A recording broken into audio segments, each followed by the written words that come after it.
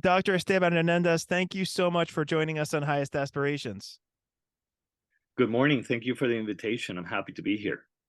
I'm happy to see you. It's been a long time coming, and I always like to shout out the person who made these things happen, because it's not just me who goes out and finds all these great guests that we bring on to the podcast. It's always folks at Ellevation or people I know and connections. And in this case, it is my colleague Jay Muller, who I know you know well and who I have a lot of respect for, who brought us together. So if you're listening, Jay, thanks for bringing us together. I'm happy that he actually helped with this connection as well, as I'm working very closely with him and with Ellevation, as he was able to introduce a solution that's making our life and our work in our professional setting much better. Yeah, I'm happy to hear that. Jay is very good at his job and somebody, like I said, who I have a lot of respect for.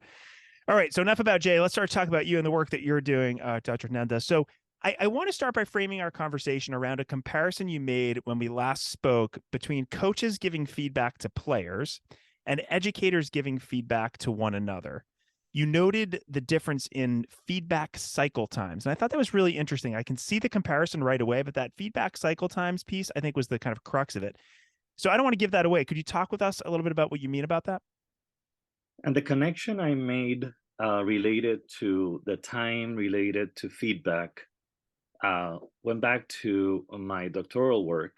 And when I completed my dissertation, the emphasis was on providing feedback related to a situation. So I basically framed it around the notion of what at the time I wrote in relation to institutional coaching. So much like in sports, where coaches call a timeout to change the nature of a game and offer a new play, I feel like feedback needs to be timely in the classroom as well. Mm-hmm. So what I researched through my own study was the influence of in-situational coaching on the reading achievement of English learners in 5th grade. So that was the topic of my dissertation. So the notion or context of it was having a coach in the classroom call a timeout, even in the middle of a lesson, and say, okay, let's send the kids to a pair share for a moment, because I feel the lesson can be improved if we add this aspect of it, or this new element of the routine to the routine. And then the result of it was when I received the post, I conducted a pre-test and a post-test, and I had a coach providing immediate feedback or calling a timeout in half of the classrooms that were involved, and not providing that feedback in the others, was a higher outcome for the kids on a very targeted standard related to reading. So the reading comprehension was higher when the coach was able to call a timeout immediately. So again, the point was about the impact of timely feedback. Yeah, and I imagine I'm not the only one. Like I was, a high school teacher for a long time. And I imagine I'm not the only teacher or former teacher who just heard that and said, wait a minute, stop in the middle of a lesson. How do I go about doing that? And so I was thinking, well, how do you prove that that works? And you just gave us some proof that that's what you did your research on. And if we think about it a little bit more, that's something that folks are going to be able to do who have collaborative relationships in the classroom, given, I think, a few parameters. One is that you have a lesson plan set up. You know what your pair share is going to be in that example. If you have to kind of go to that play, just like a coach would, they have contingencies in place. I think the other thing that people need in order to give and receive quality feedback is the right relationship, right? People need to have relationships. We've talked about that a lot in the context of teachers and their students. So my question here is the follow-up is how should this play out between teachers and their supervisors, whether they're principals, department chairs, et cetera? Are there different levels of relationships that you see pan out? How does that all work out? Because that's huge. That's hugely important in order to make this work. So my research was in terms of the relationship between the teacher and an instructional coach. So that relationship, for it to work best, uh, must be based on certain elements that are part of a healthy relationship. And that healthy relationship is based on trust and open and transparent communication. And that can only happen if the person is able to recognize their own areas of strength and their own areas of weakness and not be threatened by the feedback obtained. So, between a coach and a teacher that are more uh, at a colleague level compared to a coach and a principal or an assistant principal, which is more a supervisory type of relationship between a teacher and an administrator. And a lot It more would daunting be, for many teachers, by the way. Yeah. it would be, but it would still it could still work if there is a relationship that is uh, based on those same tenets related to trust and open communication. And I say that because while I had a coach support the research I conducted as part of my work, I still was able to use the same elements when I was a principal because I completed my doctoral work while I was still the site principal. And I used that same experience in the classroom and even during formal observations when I was doing what was more supervisory in nature. I was able to have the trust with teachers to say the lesson can be improved, even if we need to call a timeout now. I'd rather let you know now than than than give you a negative mark later, because I think that we can just send the kids to a quick conversation while I tell you how to improve the lesson. And that, I mean, I was able to transition the concept of coaching uh, to one that was within my supervisory role. Yeah. And I think that the importance is feedback. And regardless of your role, you should be able to say, it's not where I'm sitting in my role, is what is my purpose? Right. Is my seat is my seat in terms of role, or if my seat is my place at the table related to purpose? And I think that my purpose is to help someone improve, and that feedback is to help someone improve. Evaluation sometimes appears to be something considered punitive in nature, but in the end, is to help someone improve their craft, Yeah. And or it hopefully could be with that being the purpose. yeah. And hopefully, obviously, that trickles down to the students that we serve, which is what it's all about. Let me ask you, because this all seems to be built upon. Well, I don't want to say it all seems to be built upon, but you've mentioned now a couple times, in order to give this kind of uh, feedback, which happens right away, to do this timeout that you see, on the fields and ice rinks or whatever you sport you're watching. You need to be able to have something immediately for your students to do. And ideally, you don't want that to be some kind of busy work, because you need to have a moment where you got to, consult with one another. So I'm curious as to how do both you as a coach or a principal or whatever role you have, and a teacher with whom you're collaborating, put together, I don't know if I want to call them contingency plans or other plans, so that in a moment in a classroom, you can stop and have kind of a quick huddle, because that's got to be challenging if you don't have something in place. Just curious if you have any tips on that, because I can imagine there's people listening saying, well, what do I do? I mean, how do I stop, and what do I do with the kids? I don't want to just give them busy work. So I get again the point in being able to engage in this type of coaching or feedback exchange is understanding of how the classroom operates, and if there are routines in place that are set up to allow for it. That's why I'm saying that it may not work in every single setting Mm-hmm. if the conditions are not there. So a teacher that has routines where the kids know when the teacher tells them, boys and girls, I need you to think about the next question, and I'm going to get back to you. Ask your partner something basic related to the content of the lesson. Um, and that condition is something that the kids already understand as part of their daily routines. Yeah. Now, this type of exchange would throw someone off if if the students don't understand what those parameters are. So, I mean, it's something that can be easily achieved if we build that type of Right. Right. short or quick interaction within daily routines. Then the kids would know they won't get lost, and it's only a minute type of interaction. I mean, minute to 2 minutes where I call a timeout. Let's come back together, uh, grab a couple of thoughts from the exchange, and then let's go on with the lesson with Sure. the improvements offered by the coach.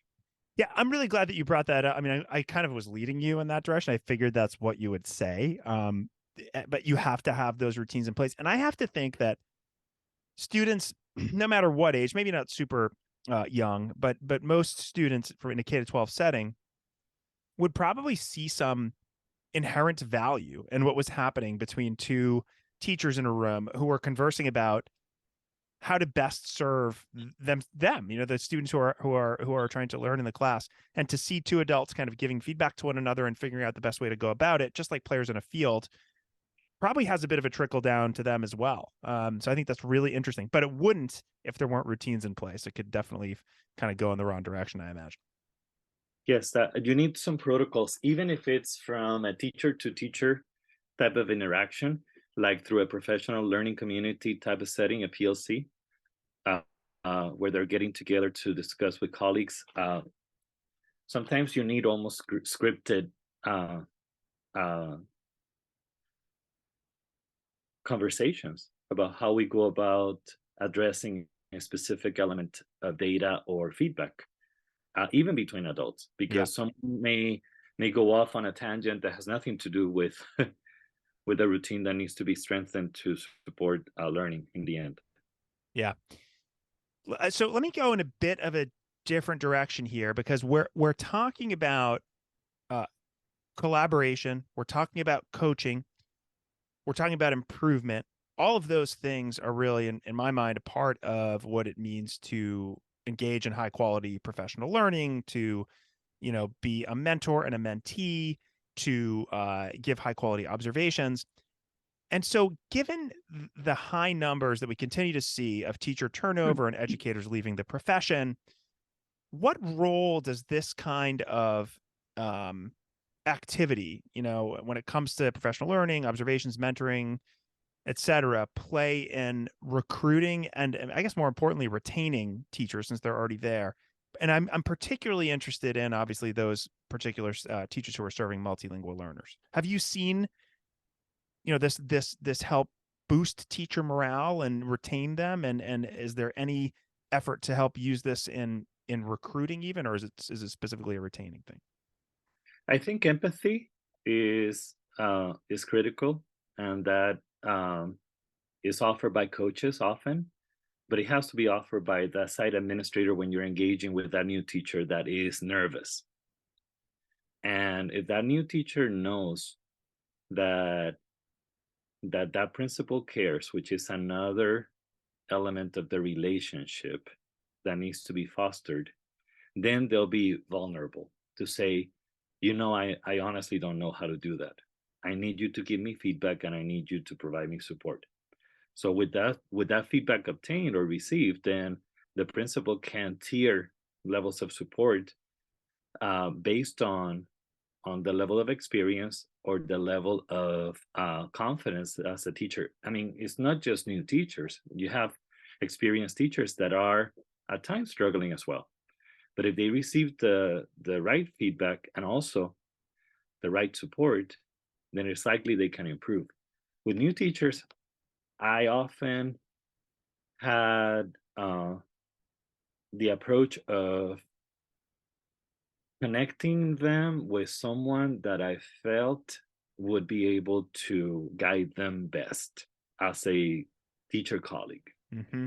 So when I first met with them, I would be very firm about the fact that you will hear everyone in your grade level telling you, you have to do this, you have to do this, you have to do this, you have to do this, and you will be overwhelmed by the end of the first week if you try to incorporate 5 different perspectives. So my feedback was always, in my own reflection, after meeting the person and observing them initially, would be to let them know before their first formal interaction in terms of an observation. I would say, I need you to really stay connected with this person on your team. And I would pair them up or connect them, because I would see uh, what they could offer each other. And I think that more than the feedback I could offer, it was the feedback that collectively we could offer. Right. So as a teacher colleague and also as an administrator. But I think that we have to demystify the relationship between the administrator and the teacher to not just be um, evaluative. And if you're an instructional leader that is able to provide feedback in a way that is not intimidating, but with empathy, that's why I started with empathy as a word. Yeah. Yeah. Because we all started as teachers and we all felt that threat when the principal came in to observe the first time. Mm-hmm.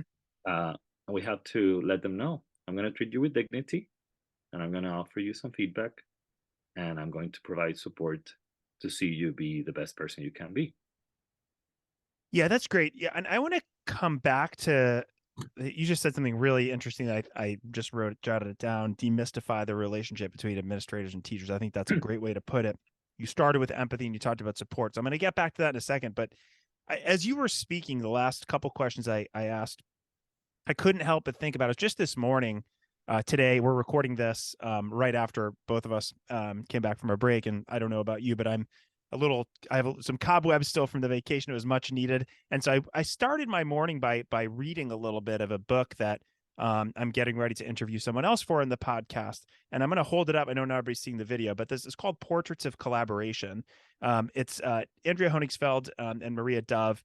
And Andrew Honingsfeld and Maria Dove and I have collaborated quite a bit. And there's a chapter with Valentina Gonzalez, who is wonderful and pretty well known in the field at this point. And it's called Cultivating Collaborative Practices with Reluctant Teachers.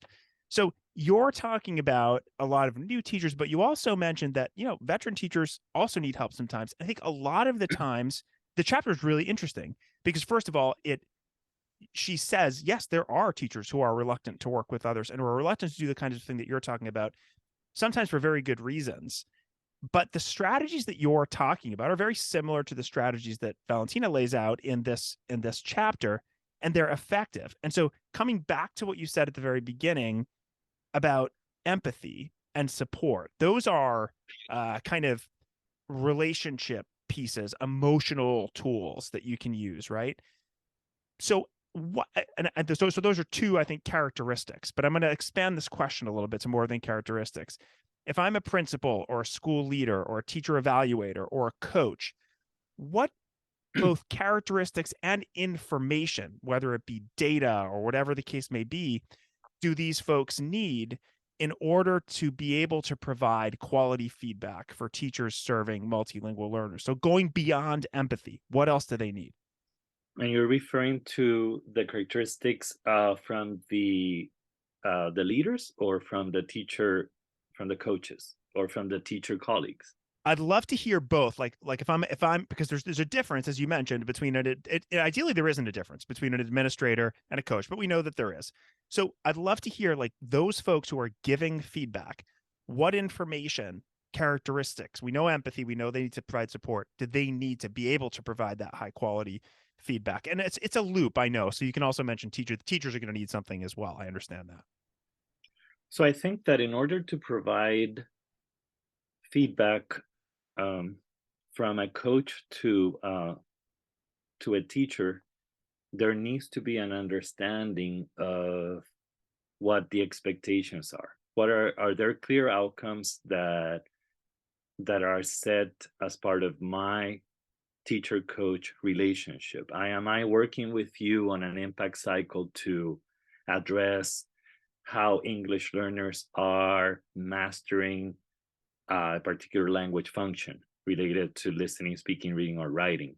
Or am I emphasizing a reading standard related to text complexity? Uh, so I have to go in with some critical attributes that I understand related to that particular aspect of instruction. So then I can evaluate as a coach what is evident and what I need to offer some support on. So that's an element of evidence that I need. That's information. That's data. Mm-hmm. I need to understand what it is that needs to happen with regards to that particular standard, and then have a conversation prior to my interaction about what we're going to be working on. And that could be something that as a site is an initiative or an emphasis, or something that is particular to that impact or coaching cycle. So then once I'm part of that interaction as a coach, then I would then discuss the attributes, and then have the person reflect on whether that person as a teacher felt those critical attributes were part of the lesson, and then which ones were not evident. And then as a coach, I would provide feedback in terms of what I observed or didn't. Right. From a principal perspective, it's a little bit different, because then I would be evaluating what additional level of support I can bring in beyond the coach if it's not happening yet, after coaching cycles are in place, so that then that person feels supported. And it's more a global view, because I'm not necessarily going in as a principal to observe a particular standard, but the general function of the classroom, or the general routines in the classroom, how things are working in, related to engagement, related to context, related to standards, related to curriculum, related to safety, which are all the aspects that you have to come in as a principal, not just exclusive to one particular coaching session related to a particular standard, which is more the function of a coach. Yeah, I mean, just going, if you go back 2 or 3 minutes and listen to everything you just said, it's a lot. It's a lot that somebody has to be responsible for. And so, what I know a lot of school leaders, principals, and even coaches run into with this when they're supporting teachers who are working with multilingual learners is they may not actually have the knowledge or expertise or experience they need to work with that particular growing demographic of students. I know it's something that you're obviously well versed in. Have you seen that come up as a problem? And if so, how have you gone about handling that? So I think that what is essential is to understand that feedback is critical, but it takes a different approach when you're providing feedback for students who are multilingual learners who are not fluent in the language. So let me give you an example. When you're generating questions where you want to have students respond as part of a lesson, you may need to add additional layers in your questioning to be able to extract that understanding from students whose first language is not the dominant language. So how do you address that with multilingual learners is by being cognizant of the fact that the standard approach for developing questions or having questioning strategies may not be sufficient in order to address the needs of multilingual learners or English learners, because you may need to add additional levels of questions to be able to capture that understanding for kids who are not fluent in English, for example, in our case.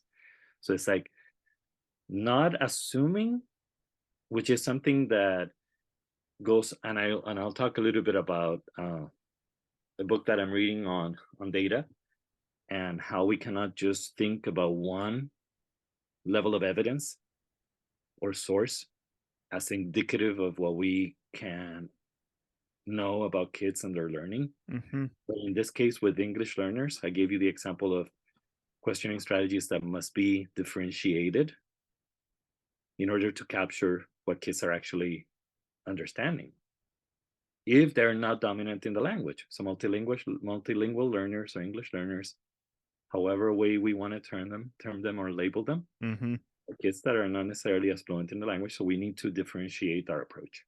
Sure. Yeah. And that, that seems to be a challenge for, again, some coaches or building administrators who don't have much experience with that. It seems to be changing. There seems to be more attention being paid to it. Certainly something that we're focusing in a lot on here at Ellevation as well. And we're seeing some improvement on as well.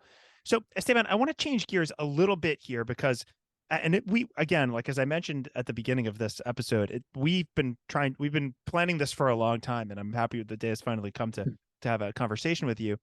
And so I hope that this question is still relevant. Um, when we talked before, you expressed strong opinions about what we need to do as we navigate this kind of post-COVID world and education. I think a year ago and certainly 2 years ago, this was like a really hot topic, and perhaps too hot. Perhaps it was like overstated. People were talking all about it. Seems to have calmed down some, which I'm not necessarily sure is a good thing, because I think, as I think many of us think, we have a moment that we could innovate and do things differently. You've said that we need to think about responding versus reacting, and that we need to get away from survival mode so that we can thrive. So my question is, how do you see this playing out in the context of what we're talking about, which is providing high quality feedback and support that will allow teachers of multilingual learners to excel in their work, and maybe more importantly, to stay in the long term and to make a prolonged impact for hundreds and thousands of students rather than just for 1 or 2 or 3 years? So I think that right now everyone is considering the factors post-COVID that have changed education. And I don't know if we have spent enough time considering those factors uh, or reacting to those factors. And that the conversation prior to that was, are we responding or are we reacting? Are we seeing education functioning the same way post-COVID as it was? Or do we come from a pandemic back to what we thought was a normal pre-pandemic and are interacting with everyone as we were pre-pandemic without considering the factors that could be affecting learning? And I think that every teacher and every administrator and every school district is looking at those impacts or factors that affected students in various ways, and administrators and teachers. I mean, do we see higher levels of anxiety? Do we see kids coming in with behaviors that are very emotional because they may have lost loved ones, or they may have been in situations that were very difficult that we have not even begun to address? Mm-hmm. So that was the point I shared before about, are we treating education the way we treated it pre-pandemic, or are we reacting? So I think that it's important to consider what are the specific factors that are unique to every community, and see how to best respond with coordinated efforts that will allow us to provide the services that would be specific to every individual student's particular situation, because those cannot be disregarded if we are to truly show the empathy needed to promote the highest levels of learning. We So cannot ignore that they are humans and that they could have suffered quite a bit. yeah, and absolutely. And I think everybody, there are certainly levels of trauma and levels of suffering, but I think everybody's affected in some way. And I know I can't even imagine. And again, 17 years as a high school teacher, and I can't even imagine being a teacher now or during the pandemic, except the fact that my wife is, and I see it every day with her, and I speak with teachers all the time. nothing but respect for everything that people have been doing to support students throughout this process here. And you talked about, you know, you said like that every community and every context almost and every student needs something different, which kind of leads me to my next question that also kind of has to do with the pandemic. So I think a lot of people, well, I'm generalizing and I don't want to do that, but there may be a perception that online learning was horrible for everybody, and it was horrible for a lot of people in a lot of different ways because we didn't know how to do it the right way, and it was tough. But we also can't ignore the fact that some students actually thrived in online learning, and I know that there are many students who kind of wish that they could still be doing that, and they can't, or it's very difficult for them to access it. So, what lessons can we draw from this as we design learning experiences moving forward? And again, particularly focusing on our multilingual learners. So I think that the important one of the important lessons to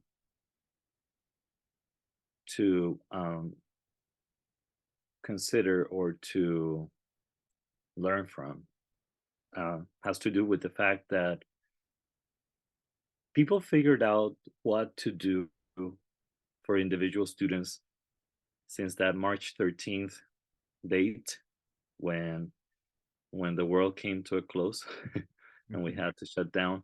Yeah. And people needed the word that you have probably seen all over the educational context right now is equity. So for some kids, the virtual learning environment provided a more equitable opportunity to learn. And some districts from that experience, that was a pandemic experience, established systems to continue that for kids for whom that was more an equitable setting to get what they needed. So considering English learners and multilingual learners, uh, equity, providing what they equitably need based on where they currently are. Some may need that opportunity based on factors that impacted their esteem, their emotional health, and their confidence with coming back in, or their parents, their families' desire for them to come back into a system where when it was so scary and they needed a more protected space. Mm-hmm. So uh, I think kids thrived um, through virtual learning, and many others suffered. So it was an experience that no one was prepared for.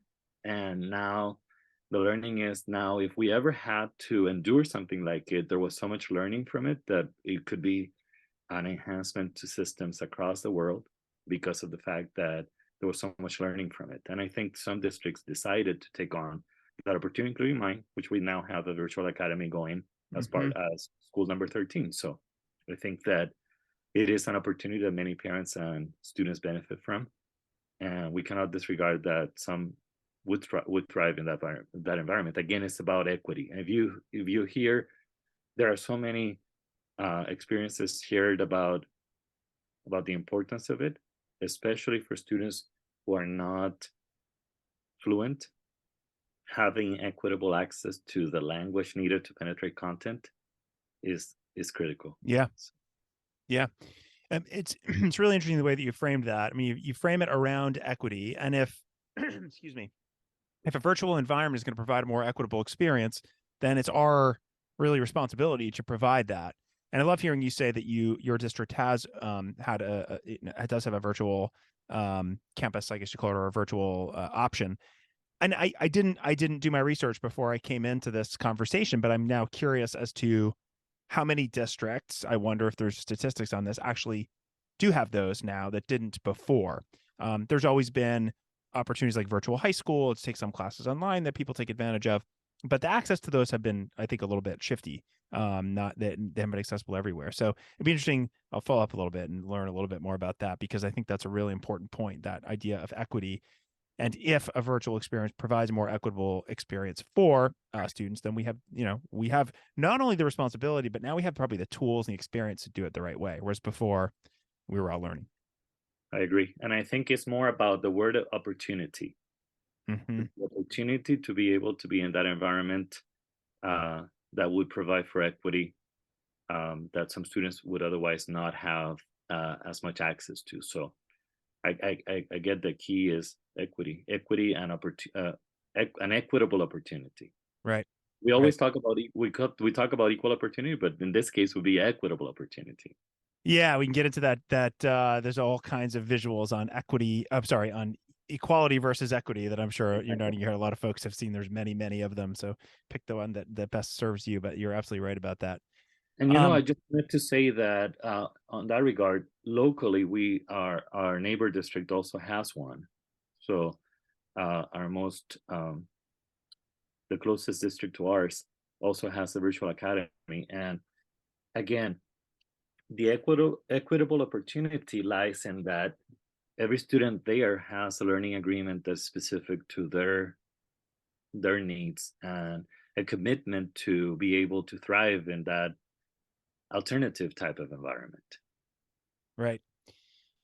Love it. Well, there's so much more that we could get to here, Esteban. I only have a couple more questions for you. As we're about a time here, and um, this next question is a question that that may seem a little irrelevant to many people, but it's one that I've actually been wanting to ask you for a long time. And now I'm looking at your background, and I see at least I see many giraffes. I know you have a tie with a giraffe on it. And for those who are just listening, the office that Dr. Hernandez is full of giraffes. And my colleague Jay has mentioned to me, who I mentioned at the beginning of this podcast episode, that you like giraffes. So I have not asked you why, and I'm going to ask you why now because I need to know. I think there's some relevance here. There is relevance, and interestingly, the name of the podcast, Highest Aspirations, has a lot to do with why I like giraffes. So it goes back to my second year teaching, and it goes back to a context or a concept that we've been addressing with coaching today.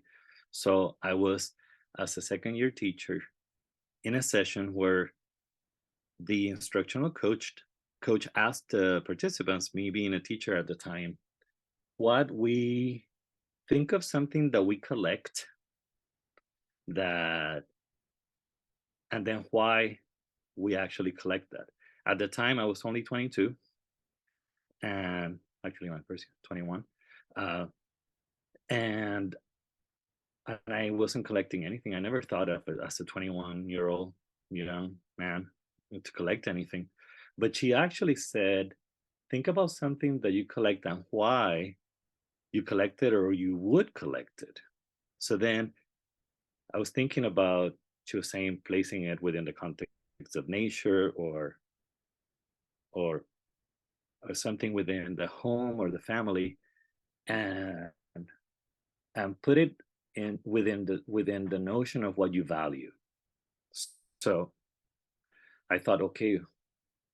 She also said, what about learning is important to you? So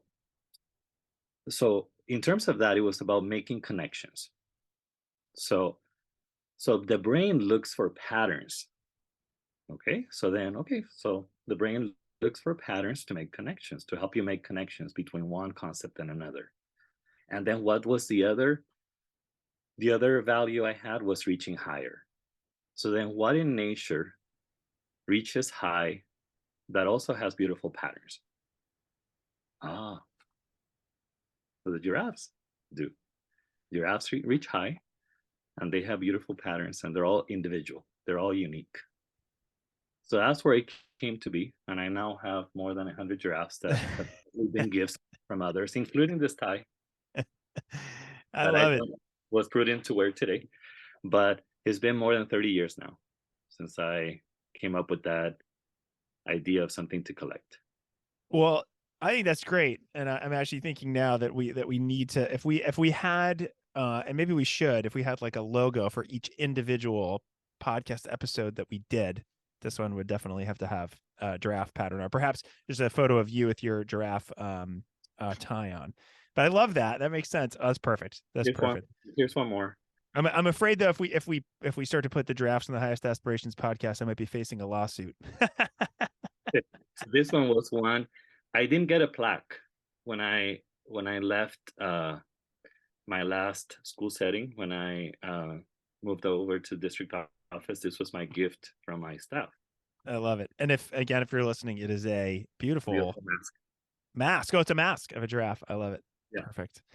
Well, mystery unraveled. I seriously have, you asked me, we had a planning conversation for this a couple of weeks ago, and you asked me if I wanted to know. I said, no, I don't want to know until we actually have the conversation, because I don't know, and everybody else knows. So now we know, which is awesome. All right, last question. Esteban, is there a way that people can learn more about the work you're doing? You mentioned LinkedIn. I don't know if there's a place that folks can go to kind of learn a little bit more about you or connect with you. You gave us a lot to think about, so I want to make sure that we can kind of continue this. We'll have a blog post of this episode up with some links as well, but where else might people go? I will be posting through LinkedIn, and colleagues can find me there. Esteban Hernandez. People know me as Dr. H. So I'll make sure that I'll bring in something in related to reaching higher as well. Great. And connections related to that. And I have been reading street data. So one thing that I wanted to say about that, and I wove it through the conversation we had today, was about the fact that we cannot rely on dead data. That data can become autopsy type of data, which is usually the data that comes from standardized metrics. So we have to look at what's live, and street data from Shane Safir and Jamila Dogan addresses the importance of not just looking at data that is pertaining to a standard metric, but 4 types of data are critical. Demographic data that are related to our students and who they are, especially our multilingual or English learners. Mm-hmm. We need data that is related to student learning, which comes from the assessments that are standardized, but the most important ones are those that happen daily, including those that come from questioning strategies, like I said earlier, through our formative metrics. Process data, what's happening throughout the system, through our instructional leadership teams or our PLCs, and also perception data. What are people thinking about the work we do? And that is more empathy related than anything else. Sure. We have to listen to that. Yeah, thanks for breaking that down. You're not the first person who's mentioned that book, Street Data, and I have not read it yet. But now that you just gave me those 4 pieces of data, it makes it even more interesting to me. I love the title of it too, and I think it really lends credence to a lot of the data points that maybe we don't really consider as valuable as perhaps we should. And relating them to multilingual learners, a lot of that everything that you mentioned is extremely important. The more we know about our students, and by the way, the more we know about our colleagues, and when we're collaborating with them, the better off we're going to be in terms of having both the empathy and the knowledge we need to work with them, which goes right back to the conversation that we had today. And street data doesn't necessarily address the four points of data that I mentioned that comes in from other work I've done. But the point they make is about not just focusing on standardized. Gotcha. That's why I mentioned the other 3. Because thank you for the data is just making sure that we're not just looking at one source. And I gave you the other examples coming from other sources. Great. Thank you for clarifying that. I really appreciate it. As you can tell, I have not read the book, even though it has been mentioned to me, and now I really feel like I have to. And with that, Dr. Esteban Hernandez, it has been a pleasure chatting with you. This has been, as I said, a long time coming. The conversation did not disappoint. You give us a lot to think about, and look forward to future collaboration. And I'll shout out Jay Muller one more time for bringing us together. And thank you so much for taking the time out of your busy day. I know you're just back to school, and I'm sure you have a long to-do list to get to. So thank you so much. Thank you, Steve, and thank you to my friend Jay. This has been a great experience. Happy New Year. Same to you. Bye-bye.